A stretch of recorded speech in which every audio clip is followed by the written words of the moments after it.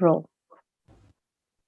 Good evening, everyone, and welcome to the concluding webinar of our election series. And in the preceding webinar, I had made two hypotheses. Just to remind you, one was that the United States might become a third world dictatorship. And the second one was that US election possibly feeding global populism. And therefore, there are evidences, it seems, already in the election, supporting both of those. Not completely, but there are evidences. Halting the voting and then, balloting and so forth. And also, if we look at any American today, every other person seems to have taken a side. United States is so divided. So populism cannot be far behind. How much this spreads, disseminates across the world is what we will explore, among other things today. And to get that thing going, the discussions going, let me throw in a couple of other themes, and you might have already jotted them down in your discussion. But one certainly would be, as Florida voting tells us, the Democrats seem to be neglecting the Hispanic vote. And similarly for the Republicans, the way Mitch McConnell is trying to work together with Nancy Pelosi for a possible pandemic bailout, this is also quite different from the position before. And so we need to see how much we can extract from these. But let me go straight to you, and we'll pick up our pieces from these later. Professor Ashraf, would you mind beginning? Dhaka University's Sure, sir. Professor Ali Ashraf. Hello, good evening from Dhaka. I'm really delighted to be here and say a few words about US foreign and security policy from the perspective of a Bangladeshi student of international relations. There are 7 things I would like to highlight when we discuss the US foreign and security policy. The first one is obviously the question of the use of force, because the United States is the lone superpower, and it is a very unique power in a sense that it not only has the ability to use force as an instrument of foreign policy, it also has the willingness to use that force. And since the 9/11 terrorist attacks, we have seen that the United States has fought 2 major wars. So a big question is whether Biden is going to be having a razor-thin win with Nevada 6 seats, or a big win with Pennsylvania as well, or whether Donald Trump is going to be re-elected. A big question will be whether the United States is going to be using force as an instrument of foreign policy in the next few years. And we have seen in the last 20 years that Afghanistan and Iraq were the major theaters of the American display of force, one for counter-terrorism in Afghanistan and the other for countering the proliferation of weapons of mass destruction in Iraq. We see that Donald Trump is in the, his regime has signed a deal with the Taliban to facilitate the withdrawal of American forces. I guess that if Biden comes to power, he's going to do the same thing. Since ISIS is still a spent force, I think the question would be whether the American government is likely to use, selective use of force in destroying the terrorist network. The second question would be, I think, immigration policy, and a big question is whether the Democrats, if they're elected, if Biden is elected, whether he's going back to a liberal immigration policy of opening the country for the immigrants, and also adopting less restrictive policies for the immigrants, especially for the Muslim origin countries. The third question is transatlantic relations, and I guess that we all know that under Trump administration, he was revisiting the whole question of the burden sharing, and was not happy with the United States disproportionately sharing more burden of the in NATO's defense budget. But I think that many people actually don't have the idea that the beauty of NATO is the Article 5, which is the collective security agreement that commits the member states to the use of force collectively in defense of the alliance. And we have seen that the United States invaded Afghanistan and got nearly 50 countries to support the war. Actually, many of them were NATO members, and they were obligated under Article 5. Now, some people mistakenly compare this Quad in Asia, which is a maritime strategy comprising USA, Australia, China, and Japan, as an Asian NATO. I think absolutely wrong to say that, because it's more of an informal gathering at the moment. It's still in the nascent stage and doesn't have any legal and formal footing, no Article 5 type obligations. My conclusion is that if Biden is coming up, NATO will be more revived and not thrown up the way that Donald Trump has tried to do. But there will be more rigorous discussions of how the European countries can, NATO's European partners can do more burden sharing. The fourth question is about Quad again. I guess that the American foreign policy will continue to focus on the use of maritime strategy in the Asian countries, primarily for containing China, and partly for supporting India. And my guess is that the United States is also interested to have a big defense sales, eyeing on a big defense market in India. So, and also geospatial intelligence sharing, maritime intelligence sharing is going to be on the agenda. So US definitely has a benefit to accrue from this maritime cooperation in the Indian Ocean.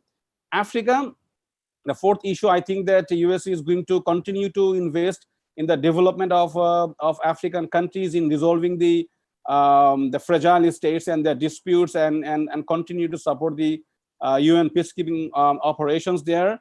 The sixth issue is South Asia, and obviously on the question of the Rohingya refugee issue that affects Bangladesh, I think that United States will continue to support Bangladesh in its search for accountability to hold the Myanmar's generals accountable for the genocide and human rights violations in Myanmar. Afghanistan is likely to remain a major thrust of American foreign policy in South Asia, focusing on the fact that the spent forces, the remaining forces of the Al-Qaeda, Taliban, and the new emerging force of ISIS do not get enough strength to reorganize and to become a potent force in South Asia. India will definitely figure heavily in the American foreign policy in the coming years. Lastly, the seventh question is how will the United States value the role of international institutions in delivering global governance services, or addressing the challenges of global governance? We did see that under Donald Trump. He was not very optimistic about multilateralism as a foreign policy posture. He was not very willing to have a good relations with the United Nations. The latest manifestation was the discarding the WHO on the question of pandemics. I think that if Biden comes to power, he will be more following the Obama tone and the Clinton's time of like respecting more international institutions, building more transnational partnership in addressing climate change issues and many other global development challenges. I think my 5 minutes is over, sir. Thank you. Thank you so much, Ashraf. We'll come back to you, and there's so many questions. I would like to turn to our Ambassador Nasim Firdaus. Your Excellency, please, up to you.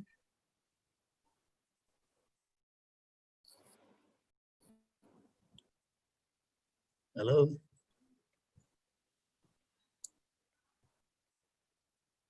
We cannot hear you, Ambassador. Unmute yourself, please. Yes, can you hear me now? Yes, much better. Thank you so much, Ambassador. Please proceed. Thank you very much for inviting me to join this forum, this discussion. It's been a very interesting 2 days watching the election results being such a nail-biting contest between the two candidates for presidency. And what I'm going to talk about is the post-election US-Bangladesh relations. So obviously it's very important to see who wins and what direction the foreign policy takes in general terms, and then, of course, in particular, in relation to Bangladesh. As we know, Bangladesh has always been identified by the United States as a quote-unquote Muslim majority country. And the focus has been on the idea that because it is a Muslim majority country, it has a complex or a slightly complicated view of relationships within the minority community, with the minority community. It's interesting that the congressional research report on Bangladesh done in June 2020 has changed that perception slightly, because it doesn't call Bangladesh anymore the Muslim majority country, but it says that it's still a Muslim majority nation, and so perhaps the perception of being a Muslim is changing. So that's the starting point. With the Trump administration, we have seen that there has been a lot of hatred and mistrust about Muslims. While President Trump has been able to remove this, perception, international perception. Are you getting me clearly? Can you hear me clearly? Yes, of course. Please proceed. Okay. So the Trump administration has, for many, has wisely stopped wars in the Middle East. Number one, has been trying to bring peace to the Middle East. Even if it is in the favor of Israel, but a lot of solidarity there with the Trump administration from certain Muslim countries. So that part is now an important point, that the perception about Bangladesh being a Muslim majority country is perhaps softening. There are two formal platforms for discussion between Bangladesh and US. And this has been formalized relatively recently. The two are a partnership dialogue that continues every 2 years. Bangladesh and US have a partnership dialogue, and then they have a security dialogue. And these are based on this common perceptions about our Bangladesh's position in the world in terms of its governance, in terms of its economic activities, its economic well-being, the religious cohesion or lack thereof at certain times.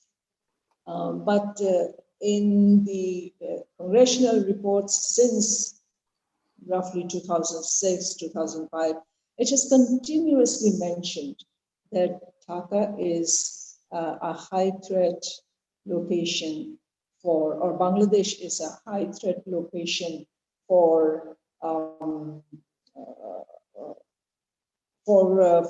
terrorism. And that perception is a very dangerous perception for Bangladesh. You know that since the Holy Artisan case, Bangladesh has been declared as a non-family post for all the US individuals who are working here, US government individuals. And then there is this alert about traveling to Bangladesh. Americans are discouraged to travel to Bangladesh. So the relationship will have to, of course, develop on trust. Friendship cannot be developed when you have perceptions of mistrust or perceptions of relative threats. Now, the U.S. Deputy Secretary of State recently visited, Mr. Began visited Bangladesh in June, and he praised Bangladesh and its government for several activities. It said Bangladesh has great potential for development, for economic activity, for joint ventures, etc. But at the back of it, the point remains that they still consider it as a the threat level in Bangladesh being very high for US citizens. So you cannot possibly have a relationship, economic or any other relationship, when you have that perception that that contributes to a very imbalanced, if I may add that, if I may use that word, imbalanced relationship.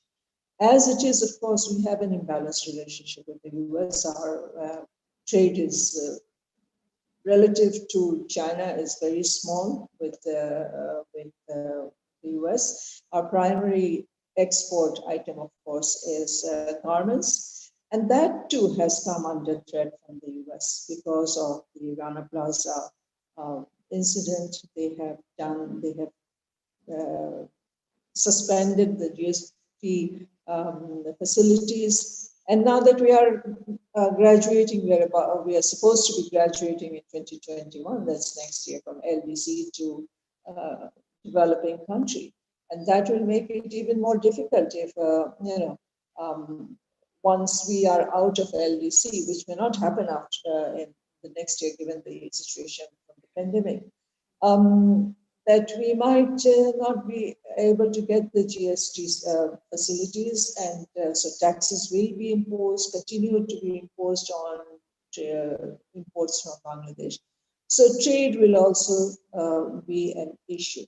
Now, these things, if Biden becomes the president,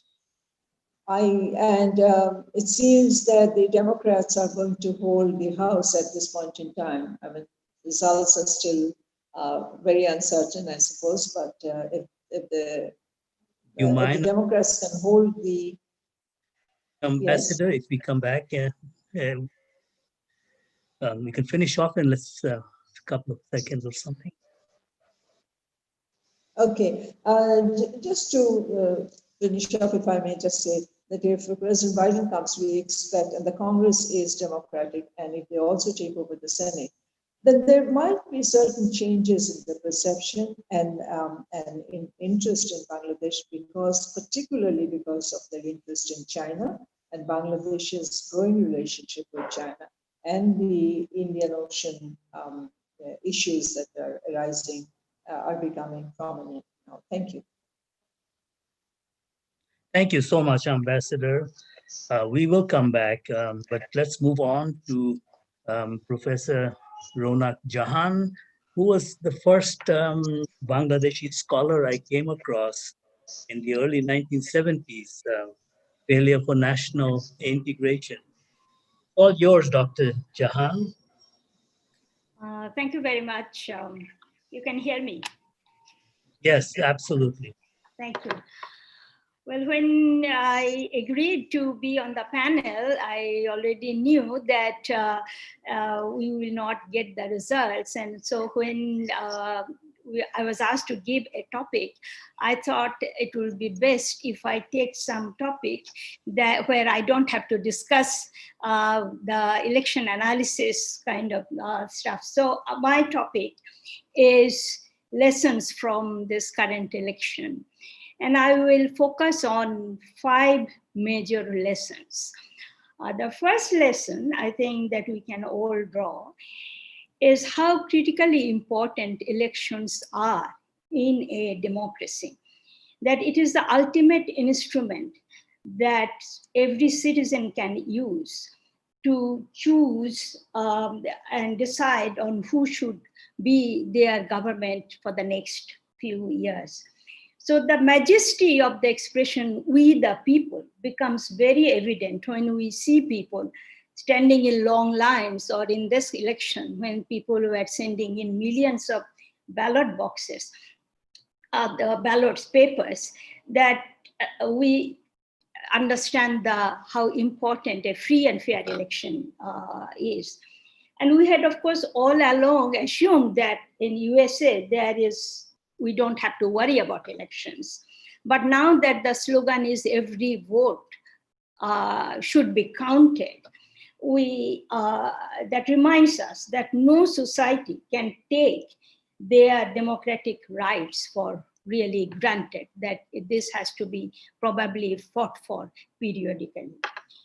The second lesson I think we can draw from this particular election is that this whole electoral process and the run up to this has become all the major problems of the US electoral system, and in fact the political institutions have become very, very clear to people that there really needs to be major reforms. The electoral college system itself does not represent every man, every vote, or every person, every vote principle. Then the checks and balance system has really now made the government very dysfunctional, and there is always a gridlock. And the Supreme Court and the packing of Supreme Court. So I think the US really now has a huge agenda on their plate about some of major political reforms that what founding fathers thought about and how to proceed, and that they are going to face a major constitutional crisis in the days ahead. The third lesson I think we can draw from this particular election is that we can see how one autocratic individual really can run amok and then find loopholes in the system and really destroy various institutions. That one person can completely take over an established party. So this personality-based support group, that 48% of support of the citizens who are now voting for Trump, and a lot has to do with his own personality, and this is quite unprecedented, really. And even if he loses, these people are with him. So this major shift in American sort of politics, which followed certain kinds of norms of give and take and civil behavior. So I think this is another lesson that we can draw from this particular election.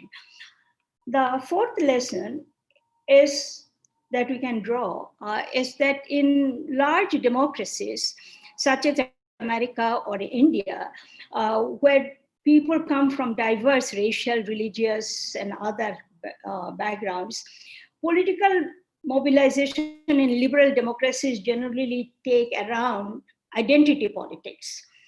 And in America also, we talk about vote banks. For centuries, we have talked about vote banks or hot button issues for various communities, Hispanic vote, Black vote, Jewish vote, this and that. But when you push this identity politics too far, then the kinds of divides that it can create. So the limits of identity politics, I think we need to think about if then one wants to stay as a one nation, one country, which I think now for America, that is going to be a major challenge.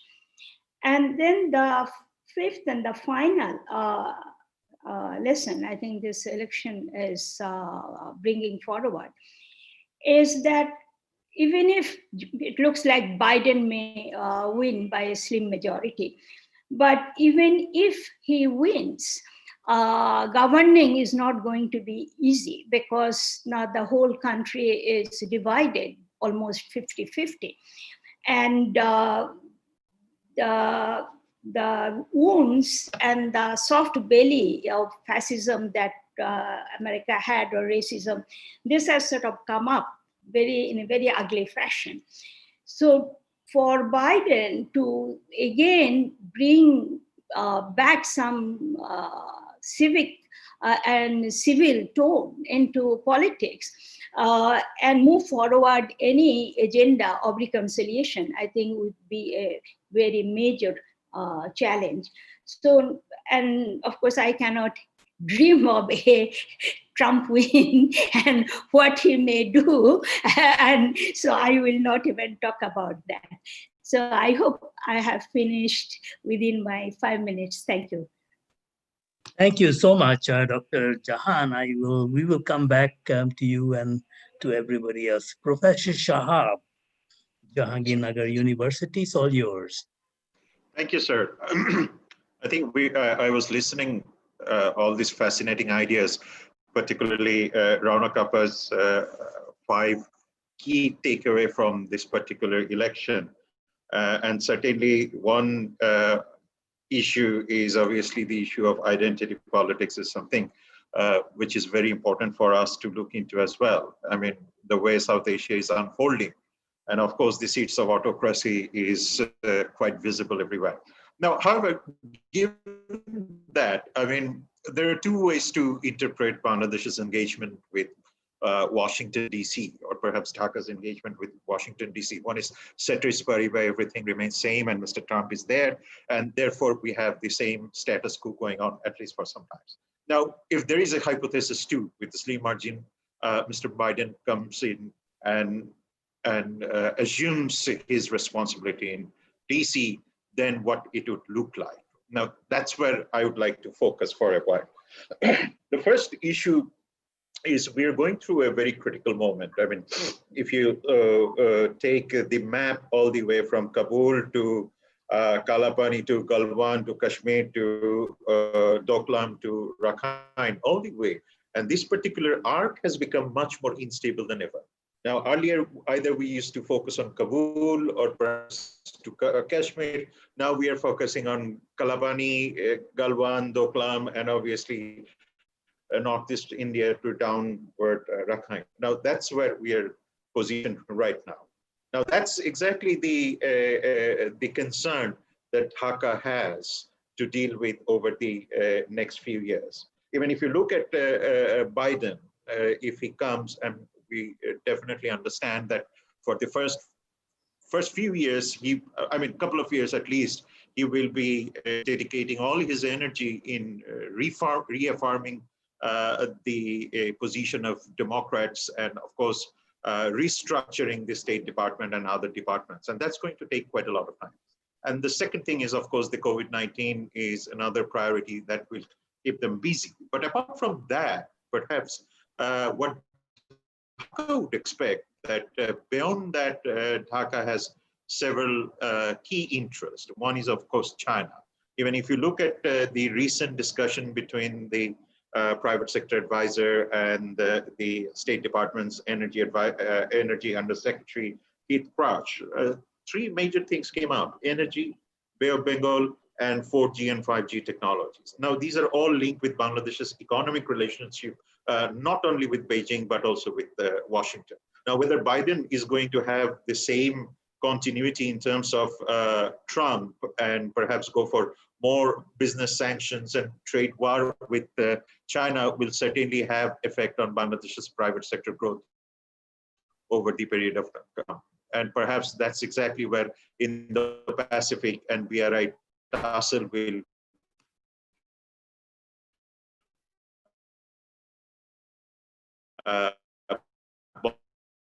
bolster. Now,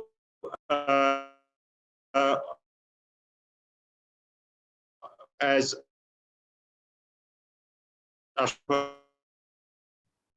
think we are losing him. Am I right? I think so. Making everyone the centerpiece. Now, the question is, who is not the centerpiece here? So in that particular puzzle, whether Biden's administration will come up with a better solution, that's something we have to look forward to. The second very important issue is obviously what we call the human rights and other values. Now, that's exactly where the Democrats would come. Now, whether that will unfold very soon or not, but perhaps one critical factor for the Democrats is the ethos and values sticking to the constitutional obligations in terms of global human rights or perhaps even the national human rights. And that's exactly where Bangladesh's concerns comes in. So you now have the sanction regimes with China affecting the business. Now you have the human rights regimes will come up, and perhaps that will be certainly a challenge for Bangladesh's domestic politics or governance in the upcoming years. Now, that's exactly where we have to have our preparation to be made. And the third, of course, very critical is the multilateralism. Now that links Bangladesh's heavy interest. I mean, even I was reading this very fascinating article, I mean, perhaps editorial, very unprecedented editorial published by the Science magazine, which is titled as Vaccine Nationalism's Politics, which is very unusual for Science magazine. But it was saying that ineffective nationalistic policies appear to create a gap between science and politics that makes the pandemic worse and undermines what science and health diplomacy could achieve. Now, that also comes with a two-dimensional understanding. One is the pulling out from WHO, pulling out from climate change, pulling out from other multilateral arrangements by Trump administration, whether the Biden administration will be equally sincere, I mean, to really bolster this multilateralism forward, will also determine Bangladesh's future in terms of its stake with multilateral solutions to its problems such as health, such as Rohingya issues, such as Indo-Pacific, such as, of course, the Bay of Bengal. So that's where we are seeing another problem or the puzzle looming. And the final one is obviously the shift from the Middle East to South Asia.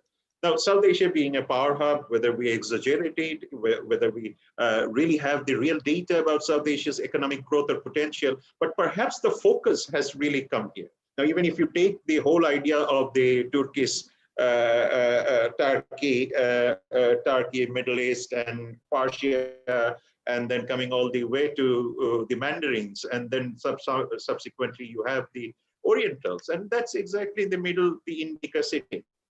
And how this Indica is going to evolve through the US prism, and given this particular greater geopolitical political puzzle. And perhaps that is where Bangladesh's challenge lies, because on one hand, it has to balance between Beijing and Washington, Beijing being the largest,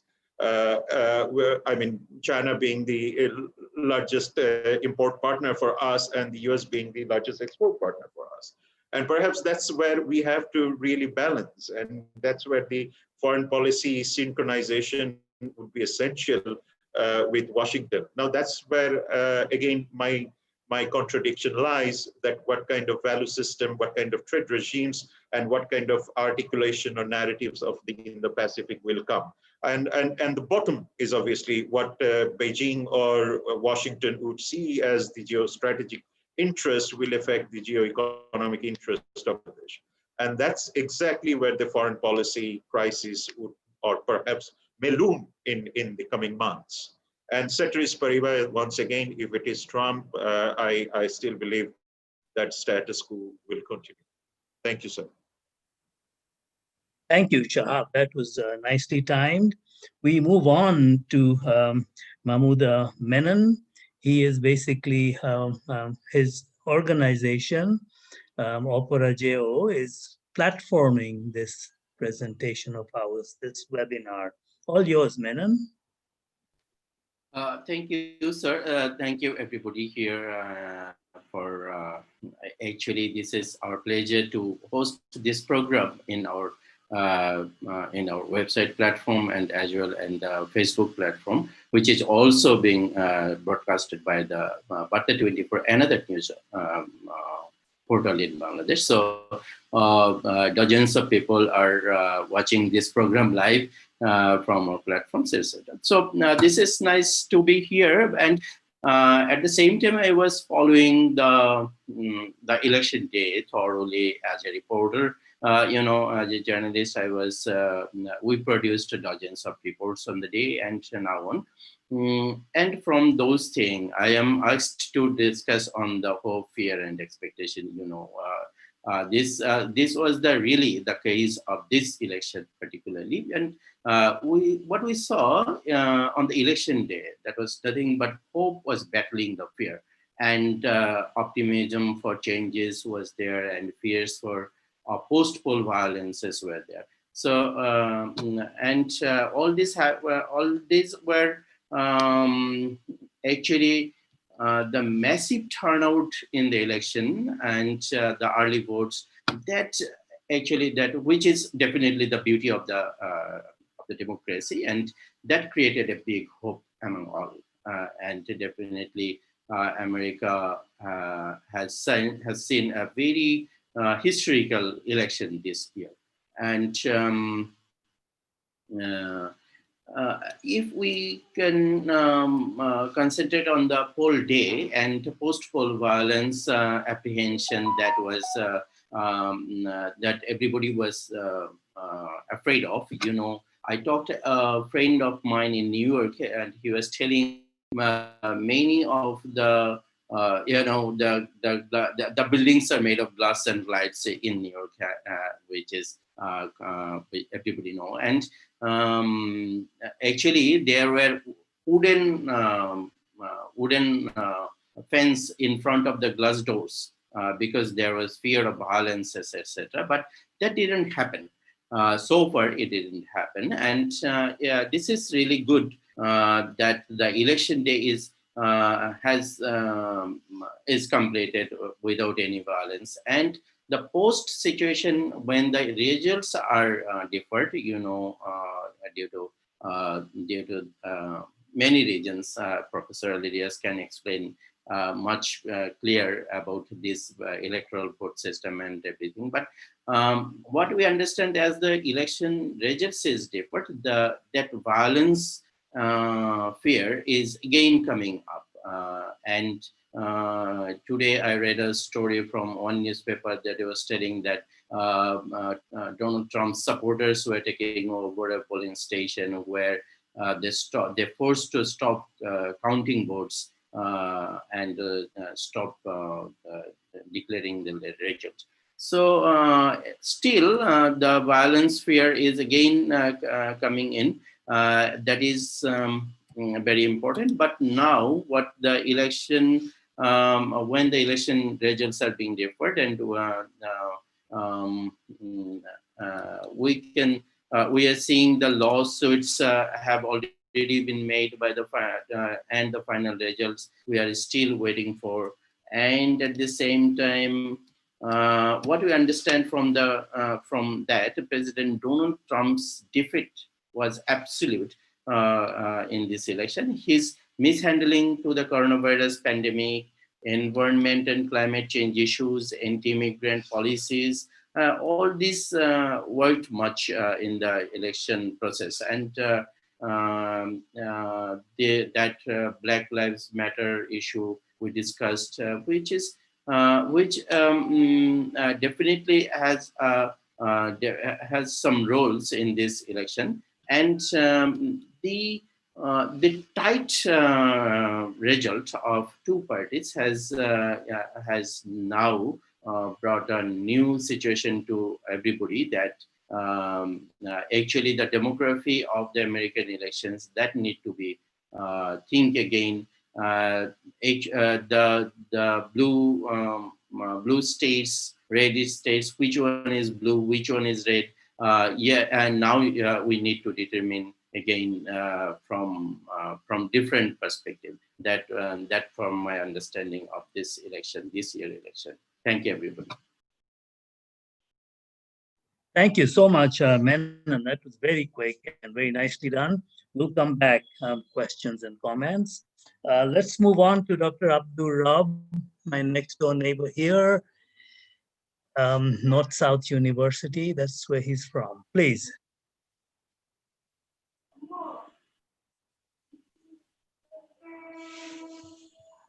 Sorry, you have to unmute yourself, Rob, sir.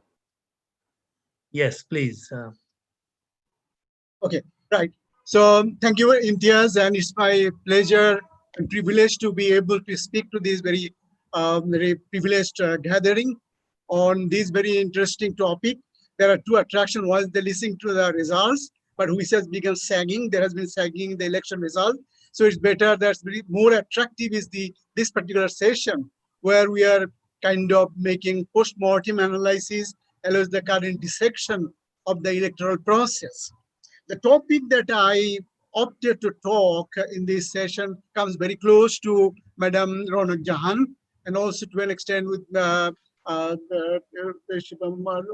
Mahmoud Menon Khan, that in the free and fair election in the US perspective from that point of view.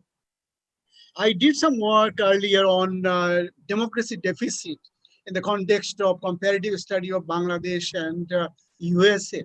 And at some point, I was also fascinated by the layers of different electoral processes and also kind of diversity of electoral rules and procedures and legal system in USA. So that I found very attractive that they have, and they were working very fine for the last several hundred years. But now it seems that those diversity, that kind of a state-to-state variation, and also the layered electoral process, that itself has become a great threat, also kind of hindrance and obstacle to exercise of free and fair election on the part of the citizens. So that is one point that I would like to highlight, is that in fact it is now, it looks like that the whole process might enter into a legal tangle. And if that happens, then no one knows how long that will continue. That's one point. The second point, that where the fairness and free election, where the citizens can exercise their voting rights and they have a right to get their votes counted without any kind of obstruction or hindrance, and then the results be published.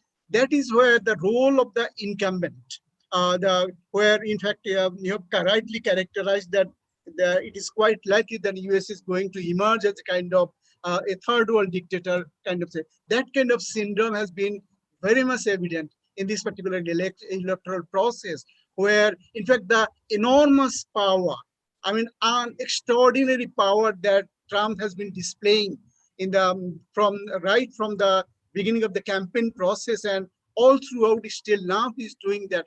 That is in fact a great threat to the exercise of free and fair electoral process on the part of the US citizen.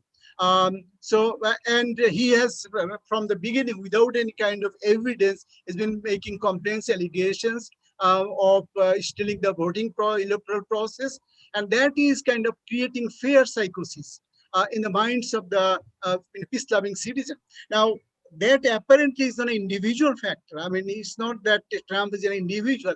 He represents a particular segment of the population in terms of and that's why I agree with Professor Ronak Jahan that in fact the US society is fractured, divided, and different kind of elements have entered into US society. Result will be whoever wins, whether it is Trump or Biden. In fact, both of them are going to enter in a rule over a society which is fractured, and it will be very difficult to continue their governance process. And that is why, so what America needs at this moment is not only that electoral governance process should be reformed, as has been rightly pointed out, but also the institutions of democracy, institutions of the electoral process, that also needs to be reformed in right earnest, in order that the citizens have can exercise their rights. So these are some of the early thoughts that I will just leave with. Thank you very much. Thank you so much, Dr. Rob. Appreciate your presentation. Let's go to Dr. Jeffrey Mcdonald, whom I've worked with quite a bit right here in Dhaka, where he is the IRI representative. Up to you, Jeffrey. Thank you, and it's great to be back with this group to discuss U.S. foreign policy for the next 4 years. Though I say, like many of the others on this panel, this talk was a struggle to prepare, as the results are still not clear.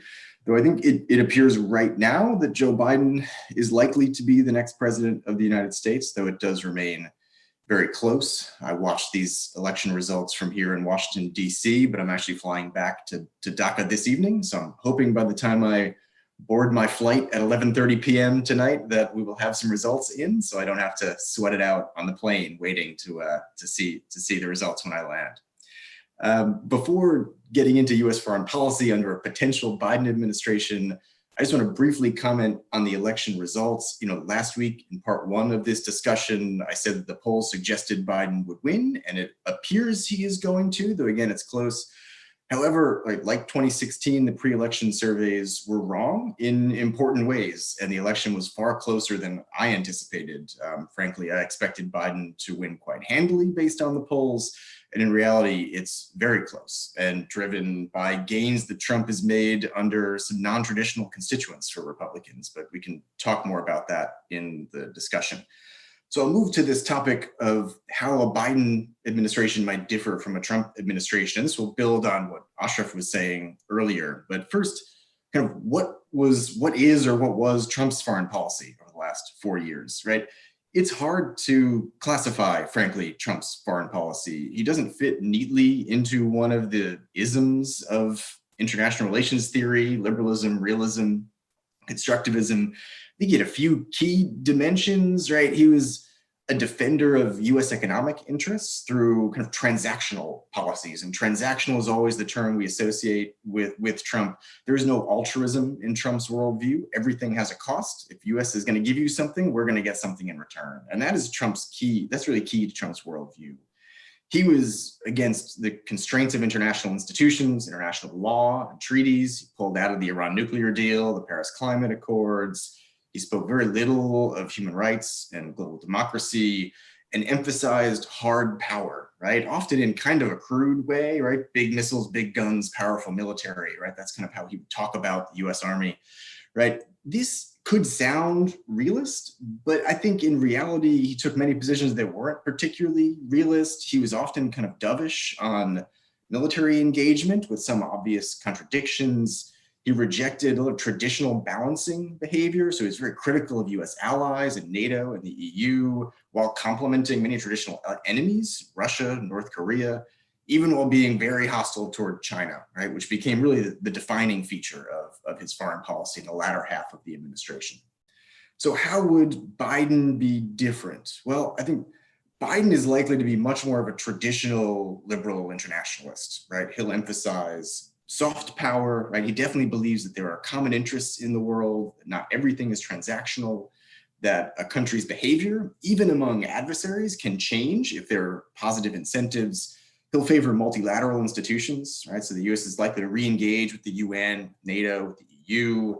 US will likely rejoin international agreements, potentially try to reinvigorate the JCPOA, right? The Iran nuclear deal, the Paris Climate Agreement, missile defense, all these things will get a new emphasis. He's likely to be much more critical of Russia and North Korea than we've seen over the last 4 years, which is a traditional US approach. I think there'll also be a big push to restore America's image abroad, right? And this will have kind of two fronts. One would be a push toward just international norms, abiding by traditional international norms of diplomacy. But the other will be to focus on domestic issues. And Democrats talk a lot about the importance of domestic issues for US foreign policy, right? So we'll likely see Democrats emphasize things like democratic reform domestically, race relations, police violence. There's a view that when the US doesn't achieve, right, its goals, its objectives, its ideals domestically, that it hurts US image abroad and hurts the US ability to act abroad. So there's going to be a key domestic agenda here. One area where Trump's legacy is likely to last, I think, is China. Right? The previous liberal consensus that China will become more democratic and abide by international trade rules over time has been undermined. And I think Trump's rhetoric and actions have shown that. And now even, I think, Democrats are on board with the view that China is an economic and strategic rival of the US. Biden's rhetoric will likely be far less hostile, but the US will continue to try to kind of push back against Chinese influence around the world. In sum, I think Biden is likely to pursue a very different foreign policy course than Trump, but this will likely be a return to very typical US foreign policy behavior. I'll leave it there for time, but happy to come back and discuss this further and looking forward to the conversation. Thank you. Much appreciated, Jeff. Let's go to Professor Ali Riaz, our veteran US foreign policy, domestic policy expert, please. Thank you. Thank you, Professor Hussain. Glad to be back, and especially in a more upbeat situation, I would say, than we could have.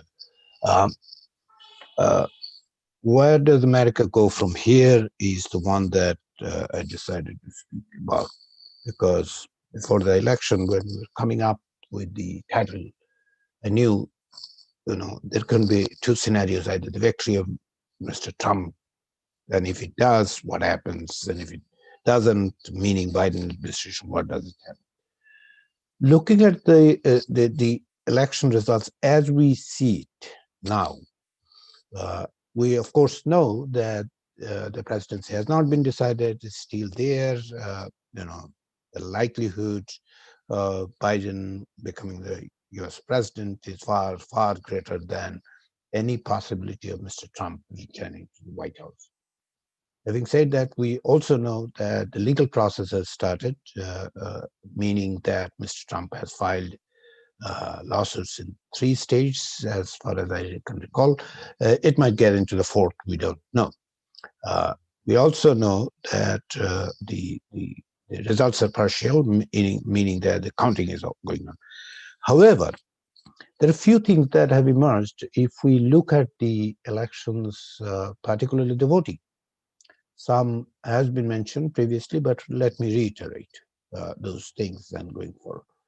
The first one is this. Mr. Biden has actually received more than 50% of vote, which hasn't happened in recent years. Obama was the last one who had this kind of support. If you call it a mandate, let's call it mandate, given the 50% plus. And he has received the largest number of popular vote, possibly in the history of the United States. At a time when Mr. Trump has also received a significant number of votes, and which has actually increased even in terms of share. And Jeffrey has mentioned about the Republican Party's inroad to some of the previous constituencies that those were not there. For example, expansion of votes, enlargement of votes within the Hispanic community, among the Black. Meaning, the reason that I'm highlighting this one, that do we consider it as a mandate to Mr. Biden to govern? Or are we witnessing that America is not only split, it is not only polarized? To say that white America, so to speak, has told millions of white voters have told us, we're here, we're not going anywhere. Whatever you say about Mr. Trump, however he failed, we're not going anywhere. We're here. How that would be reconciled? Where does America go from here? Reconciliation, the first speech, in my consideration, the first presidential speech, so to speak, from Mr. Biden, which came out yesterday in the sense that he said, I'm not here to declare victory, but we are going to win. But he has laid out, he said, this is how we're going to do it, we'll come together, we're better than being apart. How is that going to happen when this fragmentation continues to be the central element of current US politics and society? It's not only about politics, it's not only going to the polling station and vote for X, Y, or Z. But it is within the society. It is one election is not going to resolve that. What are the other processes there to resolve it? Is there any institution, social institutions, political institutions are there? We are witnessing some of the checks and balances. Mr. Trump can yell as many times possible. He can write 50 or 500 times in Twitter, but nobody is going to stop the counting the vote because he doesn't have the executive power. Even if he had, he cannot use it. So institutions are working to a certain extent. We'll see how much the resilience of that institution, if it eventually involves, which is started, the judiciary into it. So far, we had seen the legislative part, we have seen the executive part. Executive is not succeeding in cowing down the people's voice. But what will happen next? But the society question is more important to me. How does, what institutions are there in the United States society? And particularly when we are bowling alone, meaning that such a fragmentation is taken. That's to me, this is the challenge that the United States will have to face. The second point that I'm trying to make is Mr. Trump going to go away? Even the election is decided, if the results are decided, even if it goes to the Supreme Court and the Supreme Court decides that, no, we're not going to intervene like 2001, go back to the state, sort it out, whatever happens, whatever popular votes have been, let it be what it is. Let's say the Supreme Court. But, is Mr. Trump going to go away? And what I mean, Mr. Trump, is not Mr. Trump per se. Although I'm personally, I think he's not going to go away, despite the fact that he previously said if he loses, he's going to leave this country. No, his family is very much involved. His son has showed up with these legal papers, and he's going to represent, along with Mr. Giuliani, in this. This is the signs of this, dynastic kind of politics that we didn't see much previously in the United States. And Mr. Trump might not go. Maybe he's going to be the candidate for 2024. And if it turns out to be, one-term presidency of Mr. Biden and end up with his Vice President Kamala Harris being the nominee, imagine the situation: a black woman whose name he and his party has marked. So that brings my second question: is how is the Republican Party going to react to it? Is it going to go back to the normal norms of the Republican Party? This is a Republican Party question, not only a Republican Party question. It is a question for the US to move forward. Where does America go from here? And let me highlight the third point, and then I'll stop. With respect to what Jeffrey has talked, and we have talked, the world is talking, is the foreign policy issue, right? Returning to the norm. We're not saying Biden is going to do a revolution in US foreign policy. He's not going to do anything new. That's not the point. The point is, it was shifted. Now, whether the United States returns to the norm, what is the global norm? What the United States upheld as the global order. However, what happened in the last 4 years is very interesting. Despite this belligerent posturing of Mr. Trump towards China, the last 4 years, China's influence has expanded significantly. 4 years ago, it would have been easier with Trans-Pacific Partnership. The first day when he decided to walk out of TPP, that is the day he actually delivered Asia to China. Plain and simple. You have delivered something, and then you are yelling at that, can I have it back? No, you cannot have it back. You gave it to me. It was your decision to give it to me. In an expanding role of China, the TPP, and yes, I understand the TPP, the Hillary Clinton also walked back from TPP before the election because that was not very popular, although she supported it, and that cost her maybe a few votes here and there. But the point is that in these 4 years, the world has changed. Mr. Trump contributed to it. In some ways, it was not, nobody cared about him. He can rebuild those things, but the global norms have already changed.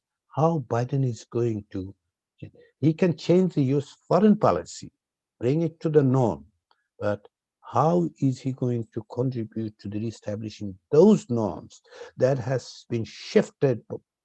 Because China has been out and out there to disrupt the global order, not in the sense of militarily, but in terms of norm. today's Global Times or whatever the Chinese newspapers comments, the story that I've written with respect to the Chinese criticism about the US election is very interesting. They're trying to undermine the whole idea of election. Since the US election is bad, the whole idea of election is bad. That is what happened in the last 4 years, more strongly than others. So those are the questions that United States will have to face. Where do we go from here? With respect to the domestic political social reforms, then what to be done? How do we actually have the second point, that whether the Republican Party particularly, but US political system, how do they react or act to the continuation of Mr. Trump, not as an individual, but also the dynasty part of, most importantly, the Trumpism. And the third element is what the United States can bring back its norm within the foreign policy, how they're going to react to the global norm which has been changed over the last 4 years. Thank you.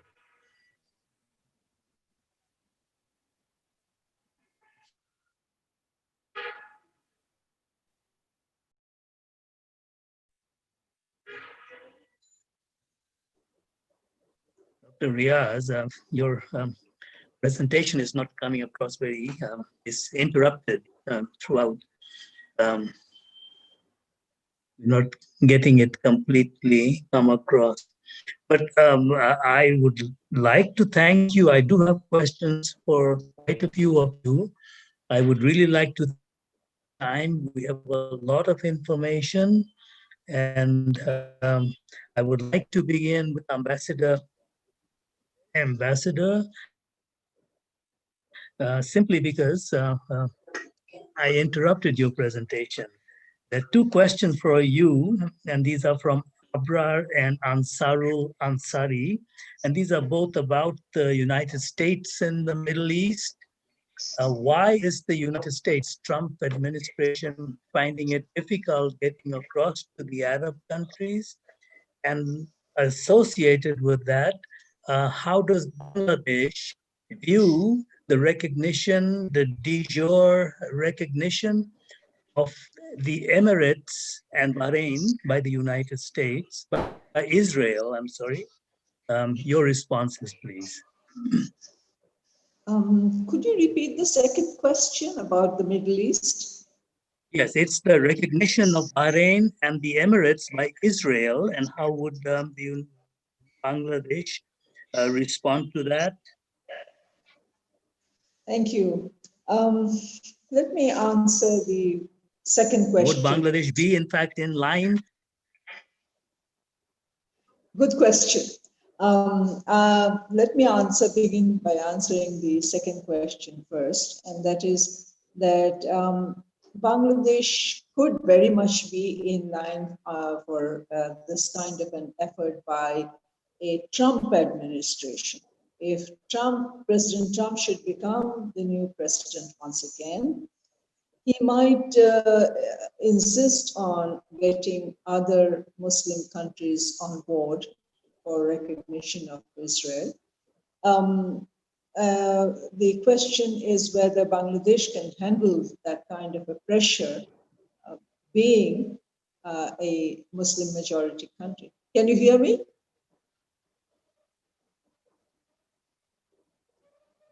Yes, we can, please. Okay. The Bangladesh has made no comments on the recognition by Bahrain and others and the Emirates. Let us remember that although President Trump has called these as peace deals, peace agreements, there was no war between these countries with Israel. So therefore, there is no question of bringing in peace per se. The question was about recognition and establishing diplomatic relations. And that other Muslim countries have done before. I mean, Egypt for one, Jordan, they have done it. And primarily because they are in the neighborhood, so close to the neighborhood, and they have actually benefited from getting into these agreements. So Bangladesh will not really benefit from recognizing Israel in any way. but it might have adverse effects because of its population and its political challenges that the government might face even if it decides to do so. I suspect the visit by the U.S. Deputy Secretary to Bangladesh in June this year would have been, this would have been discussed at length, which unfortunately after the visit we did not get a very clear picture of the purpose of the visit during the pandemic. However, I suspect that would have been in the forefront of the discussions. So that's, I doubt if Bangladesh would accept that kind of an agreement, would be able to agree to this kind of a proposal to recognize Israel at this point in time. Besides, it's too far away. It does not, geographically, it's not as important to become a part of the group that is recognizing Israel. Getting back to your first question was about, I'm sorry, I'm lost here. Could you repeat the first question again? Why is President Trump not being able to get across to the other countries in the Middle East in the way that he is with Israel? The US has always had a very, traditionally has had a very good relationship with Israel. Democrats and Republicans both have supported Israel in terms of, and the Israeli lobby in the US is very strong. So they have been able to do that in the Middle East because of the proximity. That's why that has been possible. But as I said, Bangladesh is too far away, and therefore it does not come into, other than being this Muslim majority country, which the US continues to call us. Unlike other countries, it never talks about India being a Hindu Muslim majority country or that kind of a place. So the focus is on the religion here, but the distance is, doesn't make any. It's not as important for Bangladesh to become a part of that group. Does that answer the question? Thank you so much, Ambassador. I would like to open up for questions, comments among yourselves. And let me begin that through a couple of questions. These are from Natasha, Ziaur Rahman, and Tabassum. And these are for our US-based presenters today. These are about Joe Biden. If he does become president, what might be the specific relationship with Bangladesh? Number one, in terms of trade. Number two, in terms of Rohingya peace. And number three, just the overall. Do we play a part in his foreign policy or not?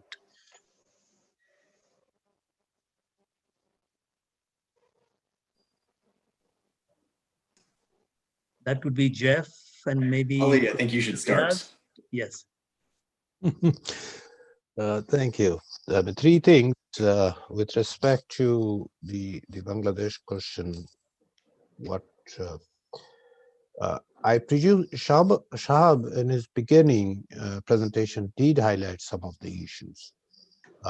First of all, we need to understand that the Bangladesh plays into foreign policy not as a country that directly, it's not Egypt, it's not Afghanistan that is going to, unfortunately, however you put it, I leave it to you to make that judgment.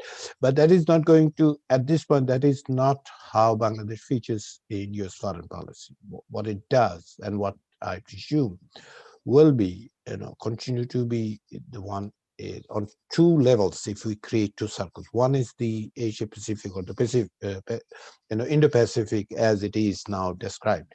Possibly we'll have a different term if and when Biden administration comes. So Bangladesh will play a role, and Bangladesh will be part of that.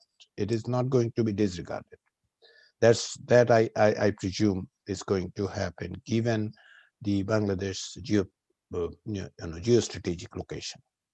However, there are two dimensions which I completely agree with Shah, that one is the economic element. If continued pressure on China through sanction is going to hurt Bangladesh economically. However, the other dimension is for sure, if not directly to Bangladesh, one of the elements should be the human rights issue, democracy issue, inclusive governance issue.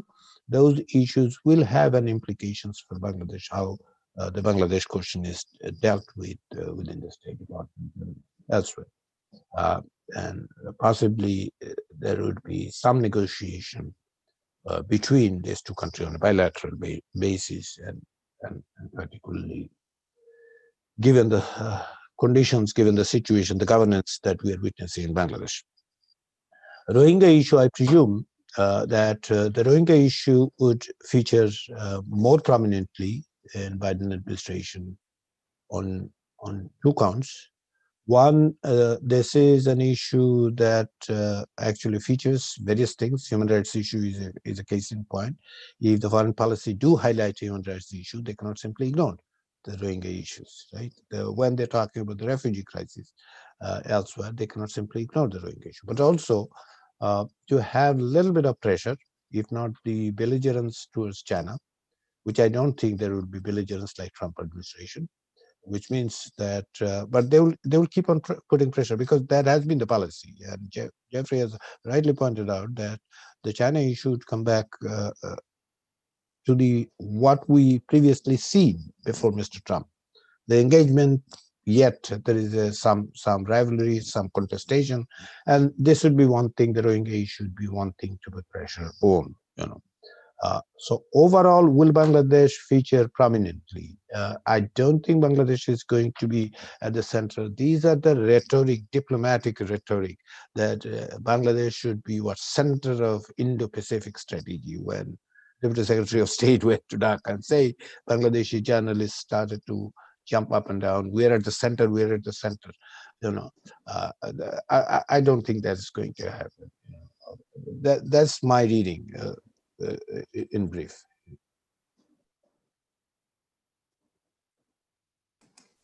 Can I add one thing with?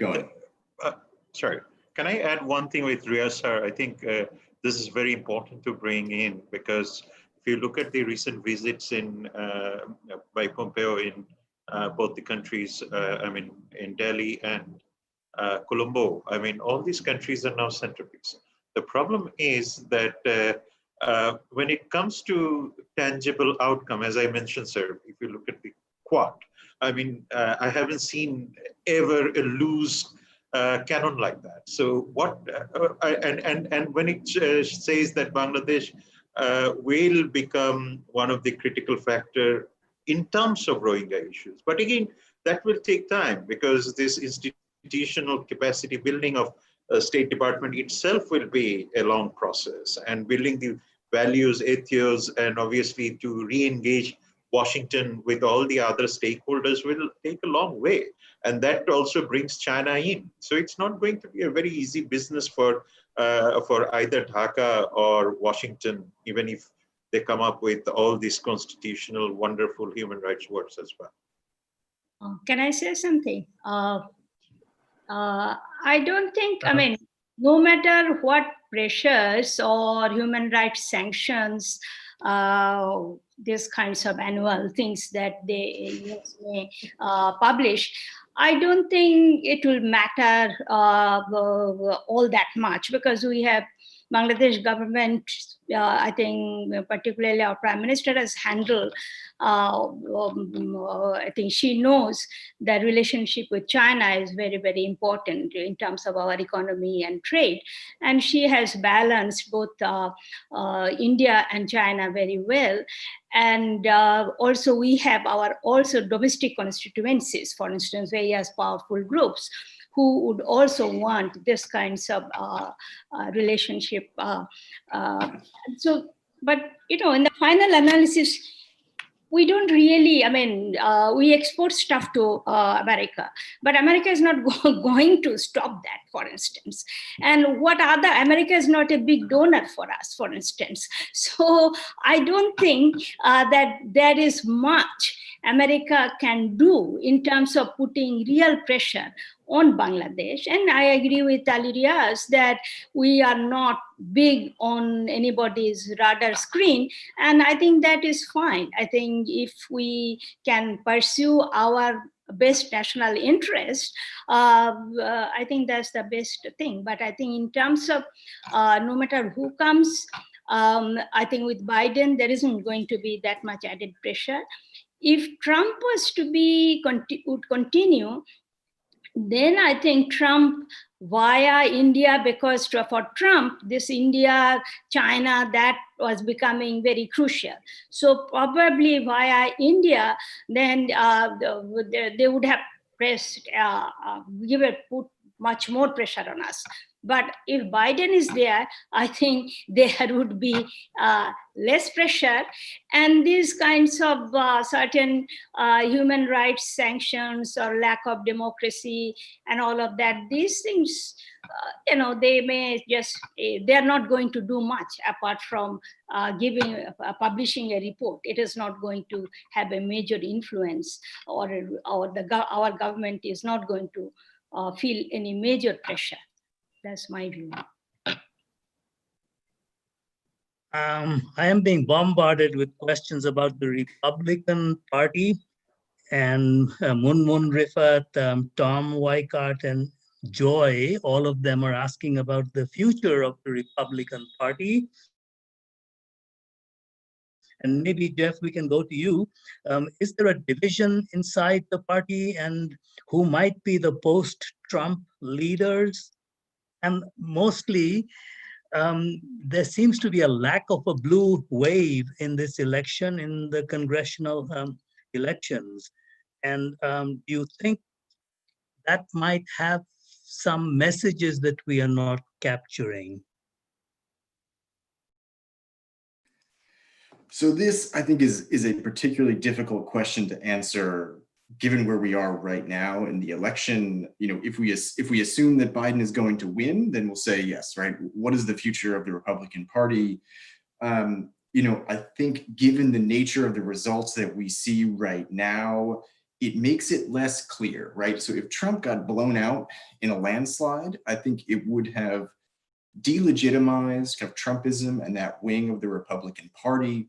And those senators that have been over the last 4 years closely aligned with Trump. The reality is, if he loses, it's not likely to be a landslide at this point. I say it will not be a landslide. The Republicans likely held on to the Senate. They gained seats in the House, though the Democrats will retain control of the House, right? So it's a muddled message for Republicans. And I think you'll have elements of the Republican Party say, well, we gained in this election, so maybe the trajectory of the party is not as bad as we hoped. Others will say, that this was a very winnable election, and that you had an incumbent Republican lose when he should have won, and the party needs to kind of reinvigorate and go back toward a more moderate direction. I think those are the two paths. I tend to think the Republican Party will move, if Trump loses, that the Republican Party will move away from the kind of Trump brand of politics and begin to revert a bit more back to its traditional politics. But that's just a guess, and maybe that's overly optimistic. May I add to that, if I may? Yes, please. Can I just throw another question for you? It's about the Supreme Court, and with 3 Trump members on the Supreme Court, what kind of changes do you see in the future? That's a question for you specifically. 2 points that I would like to address, which Jeffrey has rightly pointed out. With respect to the Republican Party, had there been a landslide, there would have been a bloodbath in Republican Party. That's not going to happen. And that is the interesting part, that they've held on to Senate, they've made gains in House, means Trump politics work. maybe we had a tactical problem somewhere that, or they may convince themselves, uh, you know, remain in this Trumpian world, that we actually won the presidency, they have taken it away from us, If they convince themselves this illusory victory that actually Trump won, but these guys, who are these people, God knows, they would never be defined, that they have taken away the president. Otherwise, we won. We were held on to Senate. We increased our share in House.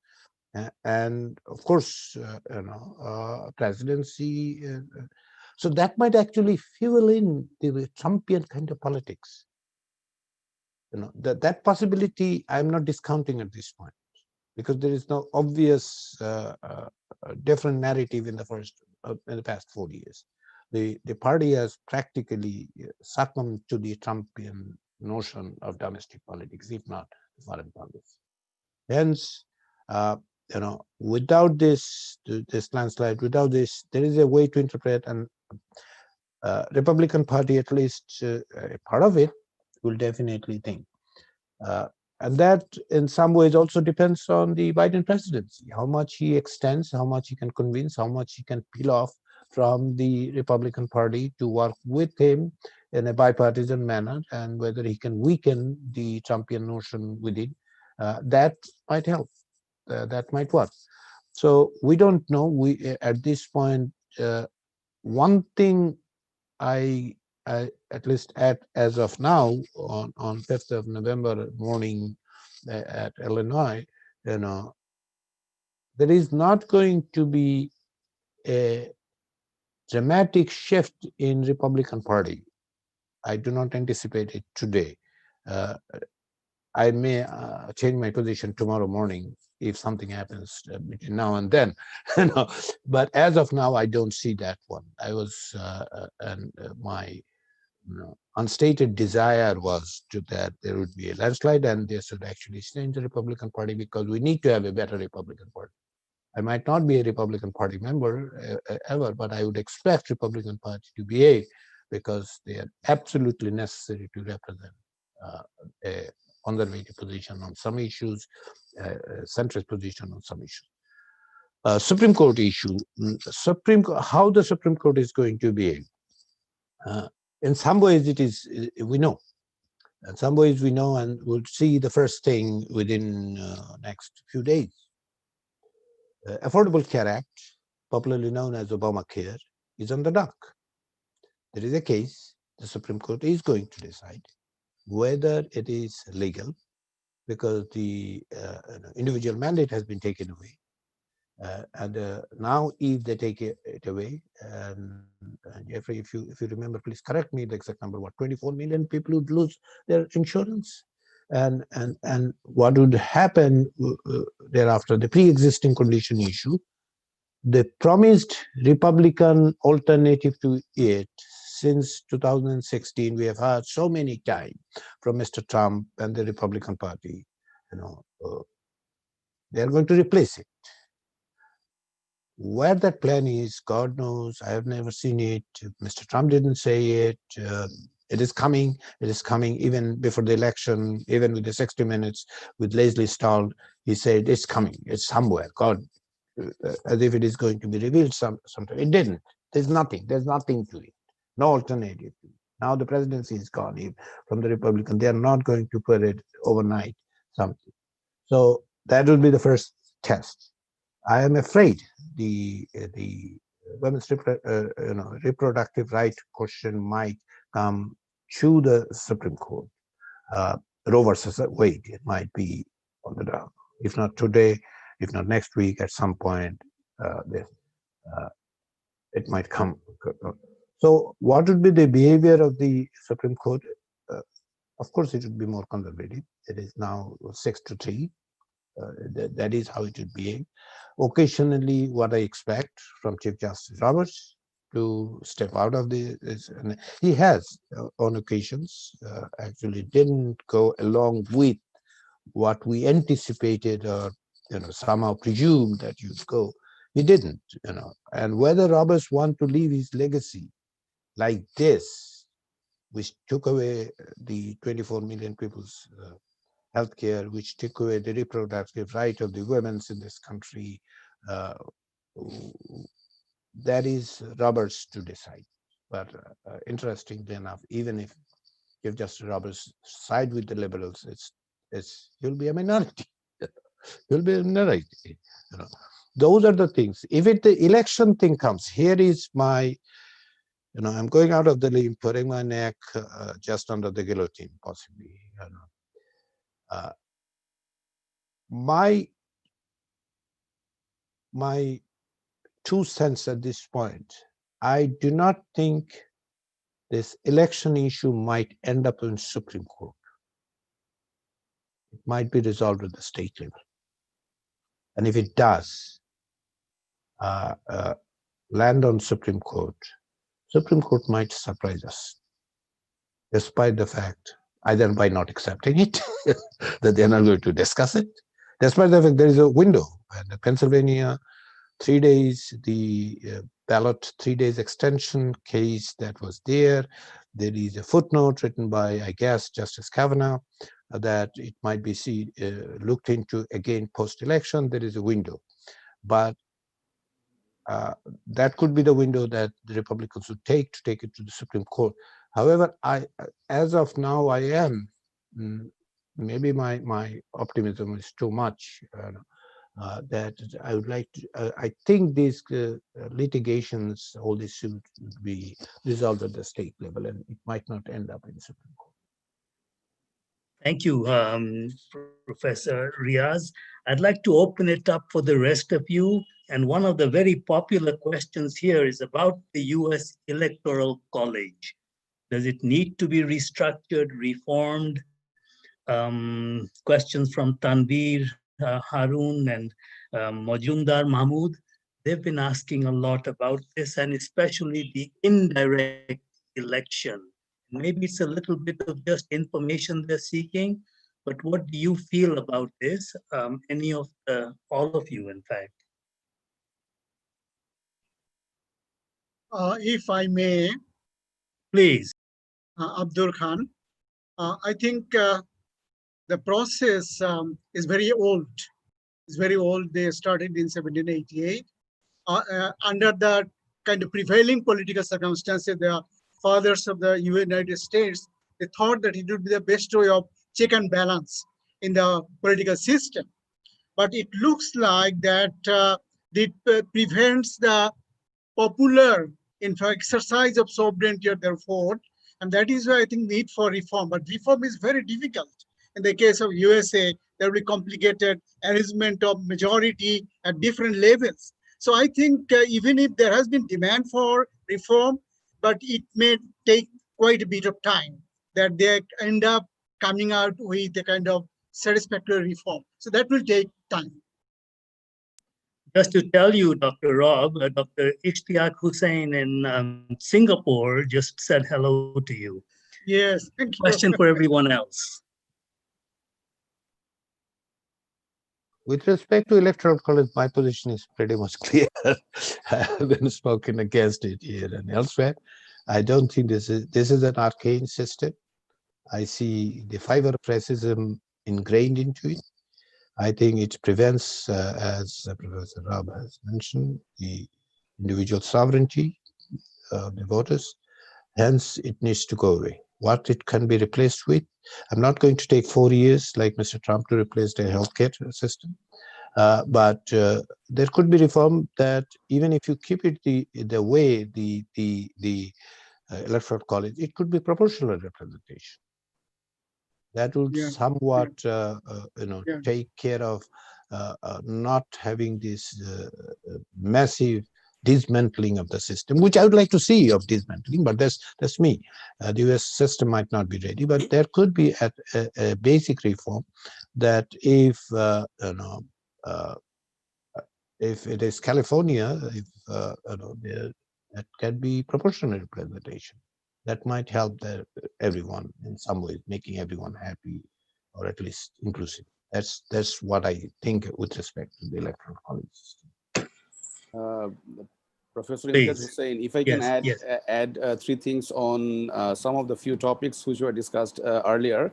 One question to Ambassador Nasif Firdaus was the kind of foreign policy pressure coming from the United States on the recognition of Israel. And she did rightly point out that the distance matters. And I would like to add that, being Jared Kushner, the son-in-law of Donald Trump, makes a big difference. And I'm pretty sure that if Joe Biden comes to power, the U.S. government is unlikely to invest as much of its political capital on making this, issue a big deal for countries like Bangladesh, as much as the Republican administration has done. So I don't see, if Biden comes to power, that pressure is going to come to Bangladesh, first of all.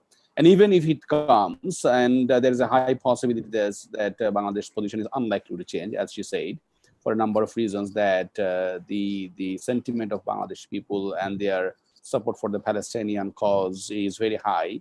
And it is going to be politically very risky for any government even to publicly discuss this question, given the circumstances that you have.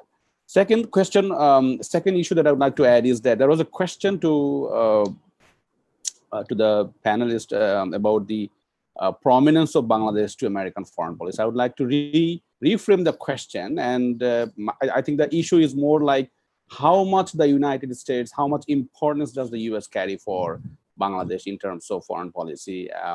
How much support do we expect from the United States in promoting our national interests? And I would like to argue that the United States occupies huge importance in our foreign policy, especially in promoting some of our foreign policy agenda. And the Rohingya issue is number one, I would say, because as we have seen that two of our big neighbors, China and India, have decisively taken a pro-Myanmar position.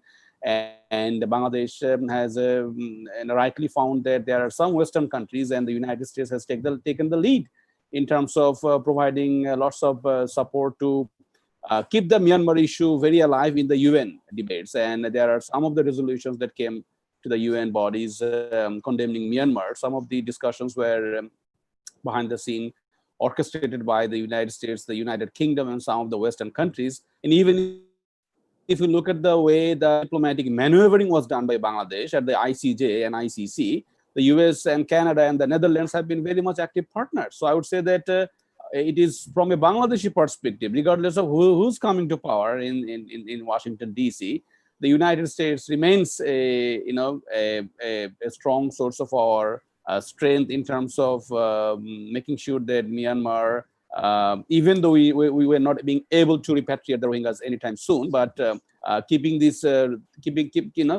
making diplomatic pressure sustained on Myanmar is in our best interest, and we do see the United States to be a major ally in that point. The third thing that I would like to flag, and it hasn't been discussed yet, is the issue of counterterrorism cooperation. I think for at least one reason, the United States would like to keep Bangladesh on its radar. And it doesn't, I do agree with Professor Riaz and Shahab that it's not like Afghanistan or Egypt. It doesn't have that much strategic importance. But so long the fight against terrorism remains a major priority for American foreign policy in the coming years, Bangladesh would be on the radar, and anti-terrorism assistance program that is offered by the United States for capacity building of the law enforcement and intelligence agencies of Bangladesh for various types of abilities to deny and disrupt the terrorist groups, etc. That kind of support, these are more behind the scene, but that is likely to remain, and it's going to be much robust, I would say, in the coming years, regardless of Democrats and Republicans, whoever comes to power. I mean, that has been on the agenda. And I do also agree with Professor Aung that although human rights remains a point of contention for the American government, these issues, labor rights, human trafficking, these are these are likely to remain constant in terms of State Department's agenda on bilateral relations. That is my 2 cents. Thank you.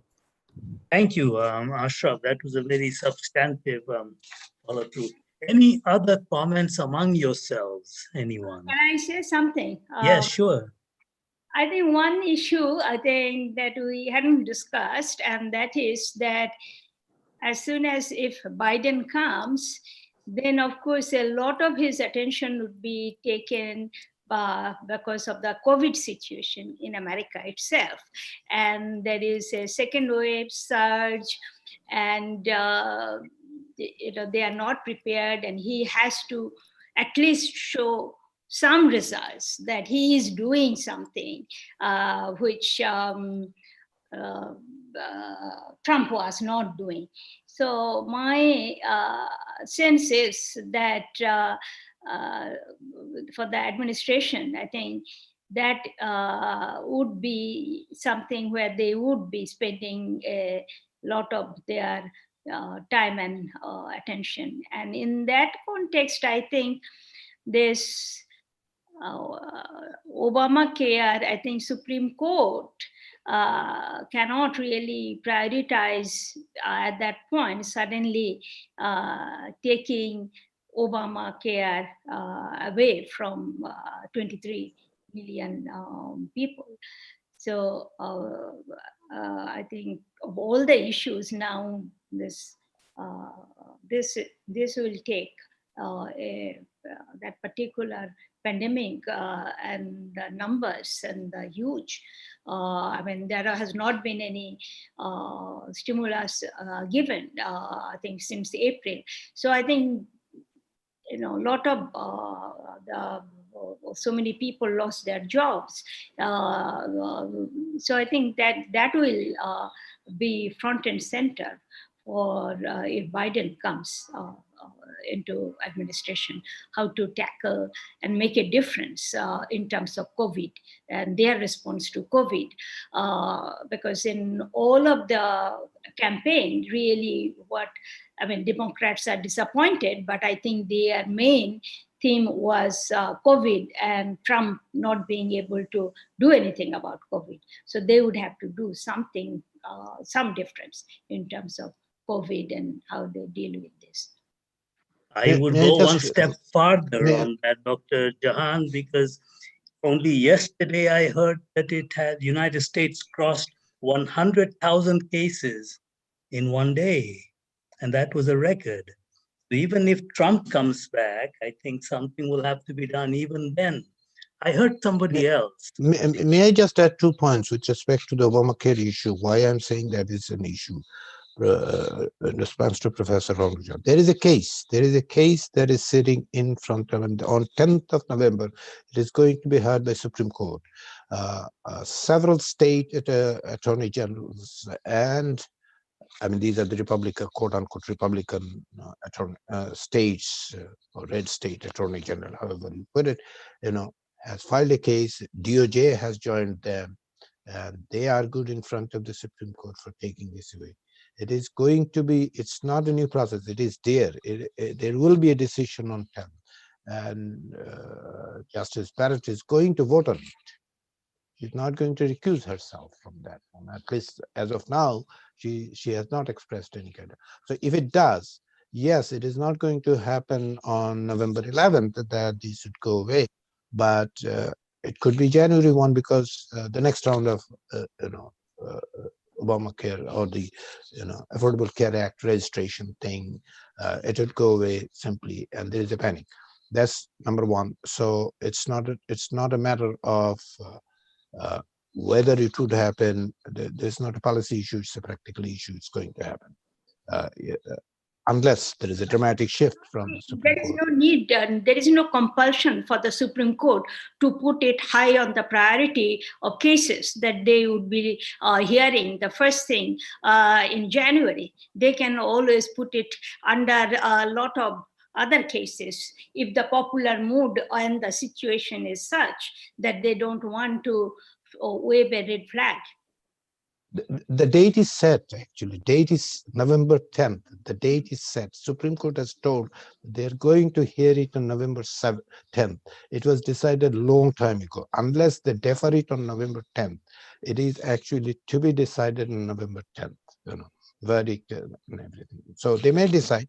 The Supreme Court has every right to push it to January or God knows when. But as of now, that is the situation. They may actually say that this is unconstitutional, but this would remain in effect until 6 months or 3 months. That's up to them.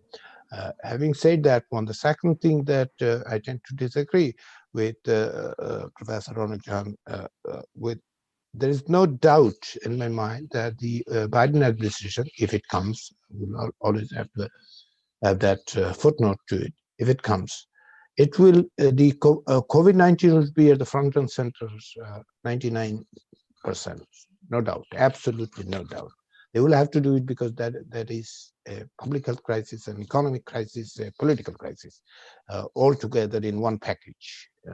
Nothing else is so packaged. However, they will have to work and chew gums together, meaning that if when they come in January 28th, they will have to send a clear message to the world, which means the foreign policy would be will play a significant role at the very early stage of the Biden administration. Because one other thing that the Biden administration will have to show the world, we are not Trump. We are not abandoning you. We are not unilateralists. We are coming back. We are standing with you on, look, 77 days from now, Biden administration is going to join the climate accord. That's not my tweet. That is Mr. Biden's tweet. That means even in this crisis, he is remembering what you'll have to do on the 77 days from now. Yes. Can I add, sir, a couple of? Yes. I think I'm going back to Ashraf Bhai. I think he has brought out two critical issues about counterterrorism and CVE and stuff. Now, see, the problem with the CT-CVE narrative is essentially something that U.S. State Department or U.S. Department of Defense would always pursue with any country. I mean, perhaps even if you go to Africa, whether it is Mozambique or Mali or Burundi, the same cooperation continues to happen. But my fear is always when this time, obviously, we have managed the human rights report quite well, but not necessarily we will be able to manage this really well over the next few years to come. Now, that's where my fear is. Even if you look at that 10 senators trying to preach a sanction against one of the elite forces here is perhaps one of the people thrown to the windows. So that's one fear I have. So therefore, I won't see CT-CVE as a foreign policy factor at all, particularly after the way they have burnt their fingers in everywhere in the name of CT. But rather, another issue that will come as a factor for Bangladesh's foreign policy is the Indian CAA and NRC and stuff like that. Now, that's exactly whether we can capitalize it, or perhaps we will be a part of that particular discourse and foreign policy understanding of Washington remains as a puzzle to me. And perhaps that's exactly where we should focus, that this could be a potential time bomb for not only the region, but also for Bangladesh. And perhaps one issue that I repeatedly said both in Beijing and Washington, that apparently the regional attitude toward Bangladesh is like it is increasingly becoming a dumping ground for everyone. So this is exactly where we have to prepare ourselves to deal with the new administration. And as it goes back to the constitutional obligations and adheres to some sort of standards, international standards or human rights standards, perhaps we can expect something better, perhaps in a few years of time. As Riaz sir has said, I said earlier as well, but definitely United States is going to be bogged with the COVID package for quite some time. Thank you. Yes, in fact, Shahab, there is a question that I think some of the rest of you might address. It has to do with the Indo-Pacific strategy. Do you see that continuing under Joe Biden if he comes in? But the larger question, and this has been asked by Dr. Raju here and many others as well, and it is about the very divided, polemic United States. Will they wake up tomorrow after the election and be at peace? What do you see? And I'd like to throw that especially at Jeffrey. How do you see the United States citizens coming out of this really as violent pre-election period as I can remember in my lifetime. Please. Well, I mean, I think as was said earlier, there was a lot of trepidation about the potential for violence in the lead up to the election on election day that really hasn't manifested. Right now, the election is leaning toward Biden. You have small pockets of Trump protesters showing up at various election count centers, but these are relatively minor protests. I think if what we see is Biden or is Trump kind of overcoming Biden's lead and winning, I think there is a real question about how the left reacts to that. Because what that would mean is Biden wins the popular vote by 4 or 5 points, right, as he is likely to do, and as Hillary Clinton won the popular vote, but lose in the Electoral College. And there's a view among the left, right, that these are illegitimate, that the country's election institutions are producing undemocratic outcomes. If Trump were to overcome Biden's lead right now, I think we'd see significant protests. Whether those turn violent or not, I think is an open question. But that, I think, is the more tumultuous scenario. If Biden holds on, I think the country certainly remains divided, but I don't see the prospect of significant protests or violence. Thank you. Anyone else on any other questions among yourselves? Just a quick remark on what Shahab has said. I think my point was that since 9/11 terrorist attacks, counterterrorism has remained very much at the center of American national security strategy and also one of its foreign policy agenda. And the point that I wanted to make is that counterterrorism cooperation is going to be, Bangladesh is going to be on the radar of U.S. foreign policy, at least for one reason, and that is CT and CV. And I also did mention that a lot of the behind-the-scene cooperation happens. So you don't see, a lot of public discourse. Yes, this is not the first time that the senators and American politicians and staying from Congress or Senate have written letters condemning the human rights violations or the extrajudicial killings of some of our law enforcement agencies. Not the first time yet. There is remarkable continuities in the way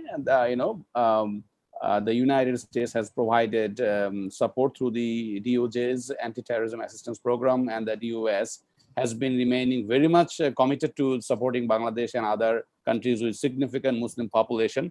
I'm pretty sure that after Holy Artisan, that kind of partnership has grown to a point where more trust and confidence have been built up between Bangladeshi agencies and also the American government agencies. And I think that is likely to remain regardless of who's coming to power. I mean, that was my point. And on the second theme that Shah has flagged, that the CAA and NRC debate in India, my guess would be that United States is likely to ignore that on the, saying that it is an Indian domestic issue and US is unlikely to interfere in the domestic affair of the United States. And also having seen that more of, there's a remarkable defense partnership being developed between Delhi and Washington, DC. And United States cares more about, selling its state-of-the-art, defense equipments and also sensitive technologies. I mean, so why would US risk this defense market at the cost of, condemning India or taking a side on the NRC and CAA debate? This would be a desirable outcome from Bangladeshi part, but I don't see it happening.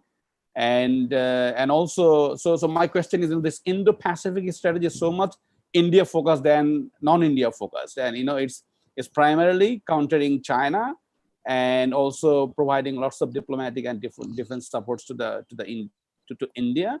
And so Bangladesh remains on the margin of this Indo-Pacific strategy.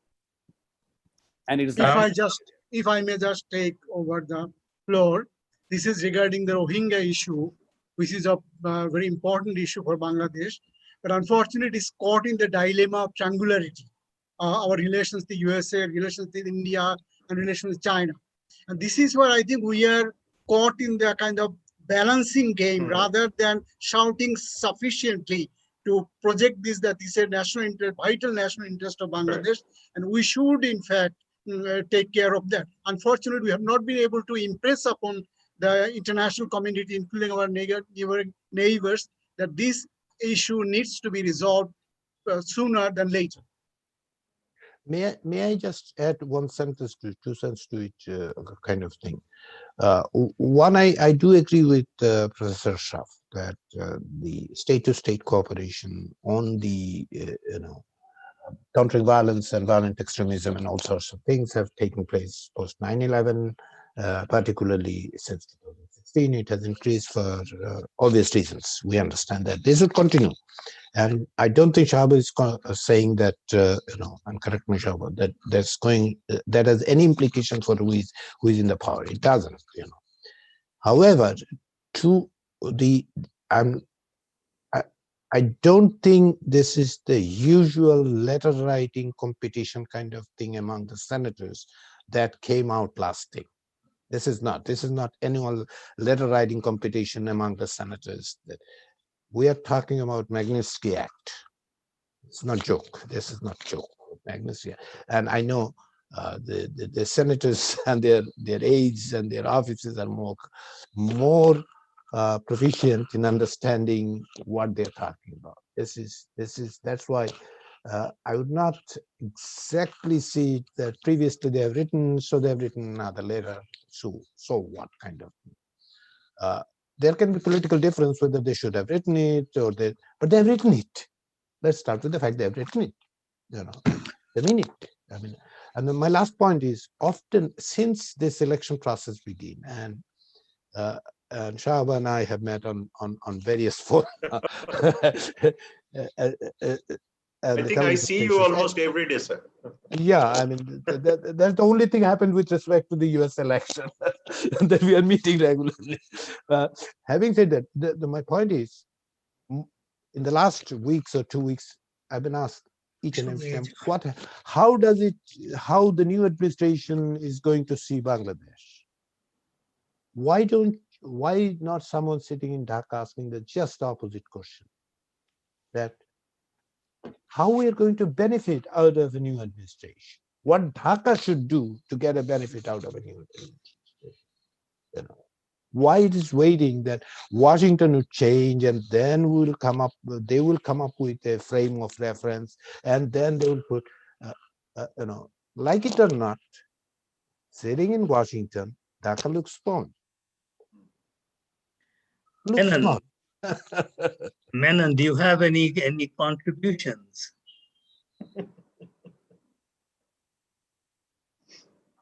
Unmute yourself, please.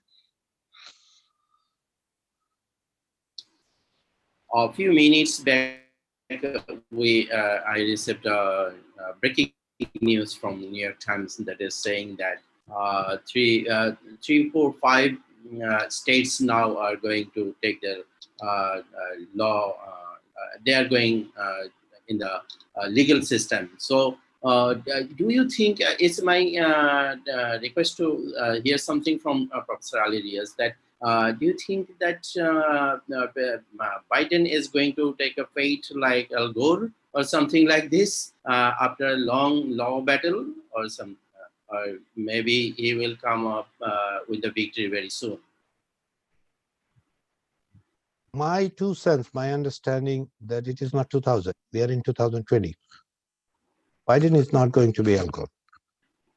And what Jeffrey was mentioning, how the left, what he described as the left, will react if that happens, that is a more disconcerting, there is a more concerning issue rather than, and also the legal system, it might be bogged down, but there is a deadline to it. At some point it will have to be resolved, because we know that the state will have to certify by a certain date, which is 14th of December. It cannot be pushed to 15th of December. It is constitutionally mandated. I mean, there are different dates, but that needs to be done by the electoral. Certification needs to be done within 2 or 3 weeks. It varies by state, but the electors will have to meet on 14th of December. You will have to resolve that one. There are other scenarios that the nightmarish scenario, as I call it, bringing it to the floor of the house and all sorts of things which I've written in previously in the middle of October. Those things aside, it might be bogged down in the legal system, but it would be almost impossible for Mr. Biden to become Mr. Gore. He's not Gore by any means. US is not ready to have a Gore anymore. The Biden supporters are not ready. Let us not forget, we have went through the summer of 2020. In 2000, there was no summer in 2000. What I'm referring, you do understand, I hope. We are approaching our closure, last 5 minutes, and I'd like to begin by just asking Jeffrey, what do you think with Arizona possibly going to the Democrats? Is that the beginning of a Democrat resurgence back in the South? Even Georgia, for example, North Carolina? Your comments, your thoughts, please. Sure. I think one of the takeaways from this election is that the kind of the category of the Hispanic vote is a far too blunt category. What we saw in Florida was likely, and I think we're still working through election returns, but the Cuban vote remains quite conservative, right? More pro-Republican, and skewed the Hispanic vote in Florida in a particular direction. The Hispanic vote in the kind of Southwest, in Texas, in New Mexico, in Arizona, in Nevada, is more kind of Mexican, Central American, right? That is pushing in a much more democratic direction. So I think what we are seeing in Arizona and the slow, not much of a shift in Texas, but there has been a slow evolution in Texas, is much more likely to be a new democratic coalition building among a certain segment of the Hispanic community. But Republicans remain strong among Cubans, Cuban Americans, right, and other segments of the Hispanic community. So I think what we really do need to think about is there is no one Hispanic vote. And I think that was one of the errors that was made coming into this election in these predictions of a big Biden win. Thank you. I would like to finish by asking each one of you in the same alphabetical order to take a minute and just tell us, what do you expect to see 12 hours from now when you wake up in Dhaka about changes in the United States, or anything about the outcome of the election? Beginning with you, Ashraf, and please, no more than just 1 minute at most. Yes, with my 8 years in Pittsburgh, I would like to see Pennsylvania going to the Democrats. I would like to see Nevada. Biden secures the 6 votes from Nevada first, and then moving from a razor thin, a marginal victory to a big win with Pennsylvania. That would be the best possible outcome. That's it. Ambassador Nasima. I think she's not here. In that case, Dr. Ronak.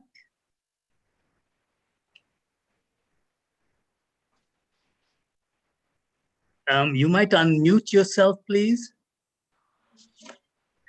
I would like to see a very definitive results of the election and Biden actually getting a significant electoral margin, because I think a narrow margin would create more contestation. So if he gets a significant margin, if he can really pick up some of these still inconclusive places, then I think it will be a bit of a relief. Plus, of course, I would like to see no major violence on the American streets. This will make me very unhappy to see this kind of scene. I think we need demands and movements, but it will be very important to continue to have non-violent protests. Violence is often instigated by agent provocateurs, and it sometimes actually, will not help the cause of the people, or for the Black Lives Matter movement, or for that matter, any other movement of the underprivileged. Thank you. Thank you so much. Shah, what do you have? I think I would like to wake up with a good hope and to read that the catastrophic political Washington has turned into a peaceful and sane political United States, and for which I think we would need a better leadership to come in while the entire United States is suffering from leadership recession. And henceforth, we should be able to see that the American Republic and the electorate are respecting the verdict of the people or the colleges, henceforth with a slim chance that Mr. Biden can come to the power. And hopefully that would also be a seed for what I have just mentioned. And therefore, hoping for a better United States that is linked with better Bangladesh too. Menon, do you want to be back in New York? Yeah, definitely. Actually, last 2012 and 2016, I was there. And actually, as a journalist, we always prefer that election result is declared on the election night. And this is very exciting that I have been missing this year. But definitely we are looking for that news that we are going to break. Biden is going to be the president of the United States for next term. Dr. Rob, can you say something different? Yes, not that much different, excepting that in all likelihood Biden is coming to getting power. But I remain curious about how Trump is going to behave in the coming days, whether he reverses or whether he reconciles to the reality, or he continues his kind of unpredictable maverick style of politics. That I remain curious. That has been his ace card. I'm with you on that hope. Jeffrey. Just briefly, I mean, I think I echo what's said. I expect Biden will pull this out. And I think just directly to the previous speaker, that Trump's reaction to that is the key question. I don't expect any kind of gracious concession speech, which is the tradition in American politics. And I think the next 3 months of a transition to a new administration will be very fascinating to watch. It will likely be very unconventional over the next 3 months. And Dhaka will be a lot more of a bore, I think a cool place compared to Washington when you come tomorrow, but a happy journey. And Dr. Riaz. What I expect and what I think will happen. First, what I expect that by next 12 to 24 hours, all these countings are done. In all these 4 states, we have a winner, which I would like to see Mr. Biden. That is my expectation. My second expectation, that Republican Party leaders will, for once, stand up and tell Mr. Trump, enough is enough. Now take it. That's me. I hope, that's my hope. Pipe dream, maybe. They don't have the courage to do it. They have to, for their own sake, actually, for their own party's sake. Forget about the democracy in the United States. For their own party's sake, Chris Christie was speaking yesterday. Maybe for the first time, I thought, oh, Mr. Christie is speaking sense.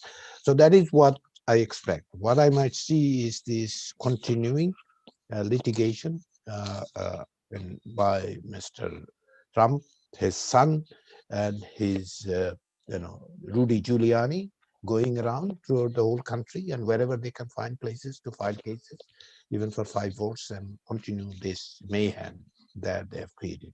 But I sincerely hope in the next 24 to 48 hours, at one point when the results are done, hopefully the Republican leadership would step up, grow their backbone, and find their legs to stand and say enough is enough. People have spoken. There is a verdict which gives us to hold on to the Senate, gives us a little bit of more seats in this. Let's be happy, move on, let's get to new business. Thank you so much. Ladies and gentlemen, I really appreciated your presentation and your contributions on behalf of the entire Global Studies and Governance Program and Independent University Bangladesh. We really thank you, appreciate what you have done. And if you want to do a chapter and send it to us, we will be compiling a book on this. We would really love it. Thank you all. Have a great rest of the year. And we hope it's a peaceful one and civility prevails. Thank you. Good night. Thank you very much. Thank you. Thank you so much.